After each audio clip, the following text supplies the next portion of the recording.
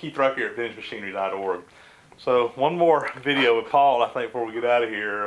The neat thing about his shop is you saw his machine shop area, had a little woodworking shop area, and this room here is actually in the shop, and this is his little man cave, I guess you'd call it, and trophy room, I guess you could call it. He's got some pretty cool stuff in here, so I thought he wanted to show some of this off too, so we'll do a little run around. So tell him about it. Well, this is the sign hanging inside the door. So what does it say? The difference between men and boys is the price of their toys. Yeah. This is where I keep the big toys, or the high price ones, I guess. But yeah, we'll just wander around and shoot some close-ups of some of the stuff. But there's a lot of old projects in here. I don't think there's anything new or waiting to be done in here, but there's a lot of history in here as far as some of the pieces we've made over the years, so we'll try to capture most of them. Well, tell me about your pool table here. Start off with, this is kind of neat. Well, in the early days, the way this whole thing started was I was a woodworker, believe it or not, and I used to build a lot of furniture, chairs, so forth. I started restoring pool tables. This is a Brunswick, it was called the Brunswick Arcade. It was one of their top-of-the-line tables, and I forget the exact date on it, 1880, 1890 vintage.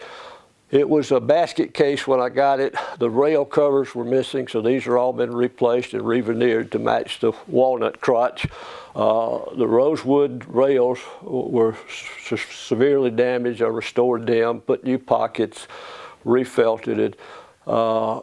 There was a period when I was into pool tables, and I built, I think, a total of about 6 different tables. They were all copies. Brunswick had put out a catalog, you know, the vintage that this was, so I basically copied pool tables from the catalog. A lot of them had the cabriole legs, but my shop, as I acquired more equipment, I didn't have room to build pool tables, so I started building tools, I guess. But it's a classic old Brunswick table. It's a beautiful piece. And you said you made some pool cues. Okay, pool cue making 101. This is a very early two-piece cue stick that was made by Herman Rambo in Chicago. Herman was the first person, even before Balabuska, to make a two-piece cue stick. Herman used to work for Brunswick, and he would bring home the culls, the regular house cues, cut them down and put joints in them. In the old days, the pool cues, the prongs, where you see the dark mahogany wood here, extends all the way through underneath the wrap to here. So this is one continuous piece of wood from here to the points. That's a fairly complicated joint. I never could figure out how to do it until I bought a cheap pool cue from a pool hall, soaked it in the bathtub overnight to see how the joinery was done. But the way the modern cues are made and the way I did them, rather than making this lower part in one piece, they're put together with either telescoping joints or epoxy threaded inserts. But this is made separate from the lower part. Of course, when you cover it with leather or Irish linen, you get the appearance that the wood goes all the way through if you use the same type of wood on the butt. So these could all be custom made with different inlays and different designs. But I made, I don't know, a couple dozen of these. I got bored with it and went to something else. That's a fallacy, I guess. What we've got here is the Barnes number 4 screw cutting lathe. It was one of their, there was only one smaller than this. This was the most popular, most common size. Foot operated, treadle operated, or pedal operated, I guess. But what's really unique about this lathe is it has 2 lead screws. So if you're cutting threads, and I used to use this quite a bit for cutting wood threads on plow planes. But the cool thing about it, you just stop it, slow down to whenever you want to. But better than that, as you're cutting and feeding whatever direction, by flipping this lever, it goes from one lead screw to the other. So once it hits the other lead screw, it immediately starts feeding backwards. I don't know of a modern lathe. I'm sure there are some that have 2 lead screws that have that function, but that was one of the big features. This particular one here, still has the original Barnes decal logo on the headstock. But it's eventually going to be restored, painted, and pinstripe, but just haven't gotten around to it yet. But pretty nice little machine. Can't tell it from looking at it now, but this is a woodworking bench. It was made back in the late 1800s by Hammer Schlammer of New York City. It's illustrated in their catalog number 180. You could order it two ways. You could either order the cabinet, the woodworking cabinet, without tools, or you could order it completely loaded with tools. Most of the tools listed were all Stanley tools. And these things were primarily made for people that didn't have a shop. You could set it up in your apartment, and when it's closed up, looks like a piece of furniture. But when you open it up, it's a woodworking bench. I will point out, I'm in the process of restoring the top and the whole thing. Actually, the hinges and the brass hardware have all been removed. And I'm getting ready to redo the top. So it's kind of fragile and it's unhinged, but maybe it'll stay there.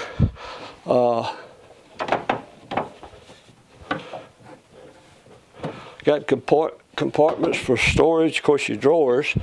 And out here, actually when this top folds up, this part obviously comes up with it. So what we'll do is just remove it where we can show the bench. We've got a woodworking bench with a wooden screw inside here, with your dogs on the movable jaw and then your dogs in the top. And I think that's an original jaw or dog stop. But I didn't notice the price of these in the catalog, but I'm sure this was a fairly expensive piece, and it was just made for the Donald Trumps of the world. Like every tool collector, you have interests at different times. You change interests. I got on a kick of marking gauges a few years back, and tried to get just a general sampling representation of marking gauges. I'll point out a couple of the rare ones that I think. This is a Shoals patent, and they made them in four and 6 individual stems, so you could set them up in 4 different configurations for your scribe point. The other ones, I don't remember the manufacturer, but this I thought was one of the coolest patents of a marking gauge. This is a mortise gauge, but they's got an eccentric in there, and the camming action, when you put it in, and just a slight twist locks it in, and it locks it in very tight. I made a miniature of this years ago, and I made the mistake of tightening my miniature a little too tight, and the only way I could get it off was to split the stem. I mean, it's a very efficient locking mechanism. Another one of my favorites, typically they were craftsman made. I've never found a commercial maker, but this is a captive wedge type locking device similar to what's used on plow planes, some of the earlier plow planes, and it's also a good locking mechanism, and very very easy to make too. These two here are actually English. They've been restored, but I refer to them as slitting gauges. They didn't have a scribe point. They typically had a knife edge point. And when laying out dovetails, when you're marking across the grain, that knife would actually slit and put a fine, reference line. This one's rosewood, and I guess they're both rosewood. Pretty rosewood in the stems. This is a project I did a few years back. I actually made 6 of these. I want to say it's a full size, but as I started researching the plane, and there's a picture of it right above, it was made by John Mosley in England. And after I started doing interpolations and figuring on the picture, I realized this was not a full-size plane, because I have this plane in full size in beech. And what this is 90% of the full-size plane. And I think the reason they went with 90%, it's pretty hard to get a piece of tusk large enough to make a full-size one. But the original, which I've got some pictures of, it shows the back side completely busted out. It's all broken out here. And so in researching it, I think what I discovered was when they made this plane, the piece of ivory they had to make it was 90%, the plane was 90%. But because they manufactured this plane and had the special tooling for mortising out the area for the wedge and the blade to go in, they used the full-size machinery, and it got a little thin over here on the side. And so if somebody, when they drove it in, it was 100% size wedge, but it was in a 90% thickness body. It busted out, and it took us years to figure out what this said, because that much was missing. What it was is Pallister Industries, which was the where the 1855 World's Fair was held in Paris, and proof of that, in 1855, England coat of arms, the Napoleonic eagle crest coat of arms, so to speak. In 1855, they had kissed and made up, and they were no longer, you know, it was one of those on again, off again wars. So we're pretty confident this plane was made by Moseley for the 1855 World's Fair. Okay, for all the tree huggers, I have documentation on the tusk that this was pre-bad ivory, and it was. They do know that one of the elephants died of natural death, so I have the documentation on that. But it's real elephant ivory. All the inlays are sterling silver. The scrimshaw was done on the antique pantograph that we took some shots of in an earlier video. But it's a pretty heavy plane. Okay, this is my little whatnot shelf where I throw curios and interesting pieces. I've always been a fancy of these, the dancing leg calipers. You can do inside or outside, or, you know, inside measurement with them. This is a reproduction. It's got my name or my mark stamped on it. This is kind of a manual pair of proportional dividers. It's got a scale on it, and it's got a slide here that you select whatever reduction scale that you want. It's currently set to about a little over 1.5. So whatever you measure here gets scaled down to whatever selection you got on a sliding scale. So it's just a manual pantograph, I guess you would call it. Usually they were included in some drafting sets. Sometimes they were sold individually. But they all had the reduction scale on them with the ability to get the selected ratio. This is just a little brass patented. This October 1907. It's made to put on a square or rules, and it cams around, and it basically makes a 90-degree angle for your ruler stem. Took me a long time to figure out what this was. It's got the patent date on it, and after looking at the patent date, it's got a little file inlaid in here. It's held in with a screw. That's for sharpening scissors. A little what's-it. This was manufactured in Chicago by the Chicago Novelty Company. And most people look at it, they try to figure out what it is. It would make a neat knife, but it's not a knife, it's a screwdriver. And the way you open it is it's got a little spring loaded there. And when you pull back, kind of a switchblade screwdriver, so to speak. Let's see. This is a very, very early tool. I probably made this in around 1980. I was always fascinated. This is an exact reproduction of the smallest Marples spoke shave that they made. But rather than making it in boxwood, I made it in some Gaboon ebony. Got Hamler stamped on the front of it. For those of you that have seen the rabbit planes, this is a prototype, the master that I cast and sold hundreds of these over the years. They were $20 a piece. I built it as the original rabbit plane. And what I did is I had a pewter casting that I found at a novelty store. So I drilled and cut out the opening for the wedge and the blade and made a little plane out of it. And I recently, last year, I saw one of these sell on eBay. And remember, I sold them for $20.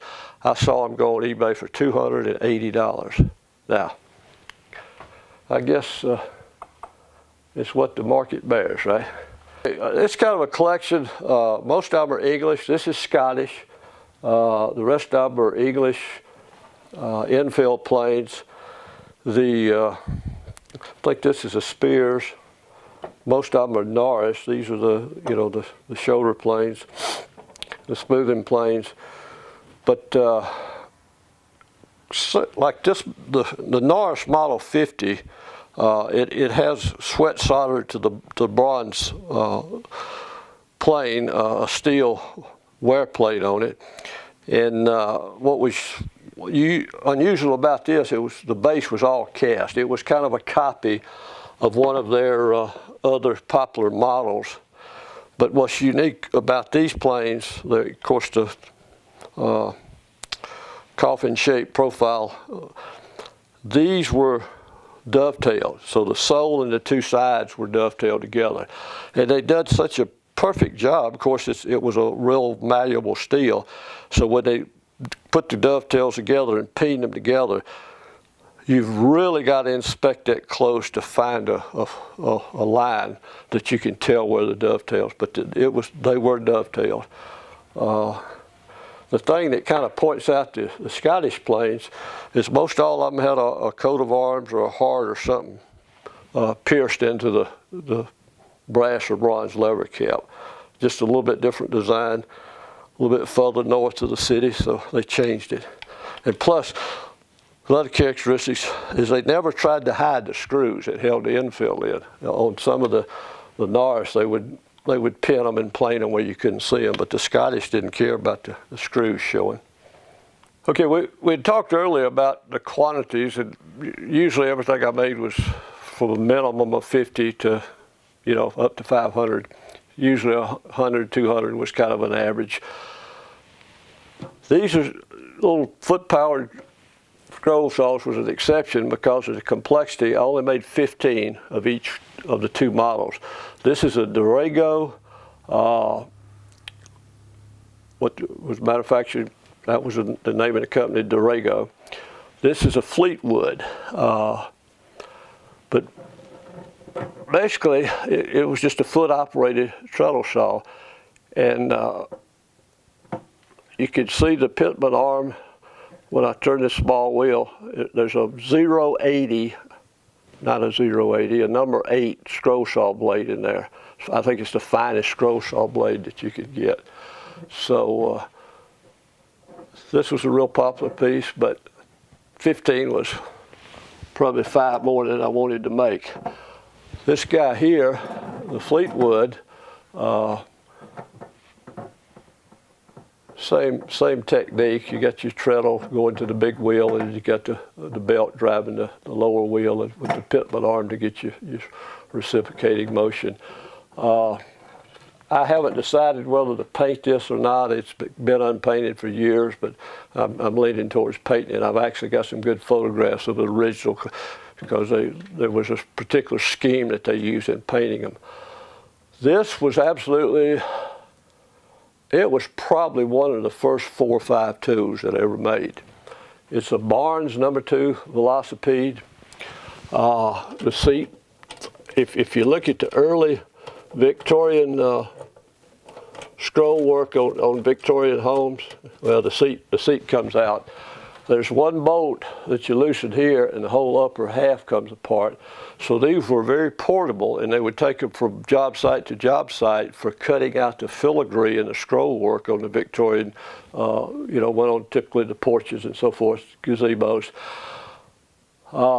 This saw, the full size, which we'll have one over on the other side of the office here, this saw would cut 2.5-inch thick soft pine in a single pass. So, a 1.5, 2-inch stock was real easy. But the way these two pieces were made later on in my miniature tool making, I fabricated both of these saws out of synthetic materials, different modeling materials, made molds for them, and then made multiples. This particular piece here, it's a one of a kind, and it was before I got into making molds. So what I did is basically with the old-fashioned way, taking a piece of wax and removing everything that didn't look like the saw by chisels, files, scrapers, whatever. So all these parts were made out of wax, and it was a one-time shot. All the original waxes were cast, and then there's no model or master involved in that piece. And if you look close at some of the detail work, you can see a big difference between the craftsmanship and the detail on this piece versus some of the later pieces. But what we got the camera focused on now is a set of 3 transitional planes. This was where Stanley was, and the market was going from all wood planes towards metal. And the top part, the black part, was cast or steel. And they made 3 styles, which you see in the picture here. And I was telling Keith, of all the tools I've made over the years, this was probably the most popular piece that I ever made, was these transitional planes. And I sold them in 2 ways. I sold them individually, and probably 98% of the people that bought them bought the complete set. And they're very desirable and very collectible, but I find it real hard to go back and redo pieces after I've closed a piece out, so I don't anticipate ever making any more of these. But it's just a nice classic icon as far as a Stanley plane. Everybody that's ever had their hands on a Stanley wooden plane or transitional can relate to it. Okay, what we got here is kind of a showing the overview, following the production path of one of my few full-size pieces that I did, which was this Charles Miller 1850 patented plow plane. Later, Stanley bought this patent, and we'll have to get a photograph of what this plane was converted to once Stanley bought the patent, but it's kind of drastic. But this was the original Charles Miller. I made this prototype model out of butterboard, a modeling material. The only CNC I used on it was doing the inlay, or not the inlays, but the recesses for these portions. I cut this piece out CNC and blended it in. The rest of it was hand carved and basically, done the old-fashioned way. So after I had the model finished, I made a rubber mold, RTV mold. There's 4 castings. You got the body, the fence, the lever cap, and the little thumb grip. So I made 4 molds, and to test the molds, I injected plastic. This is a thermoset plastic. It's very rugged, very hard, and it's used in the rapid prototyping industry to proof out patterns and so forth. But the only reason I made these in plastic was this was what was later used to make what we call the hard tooling. The hard tooling being the molds that you would inject the wax into.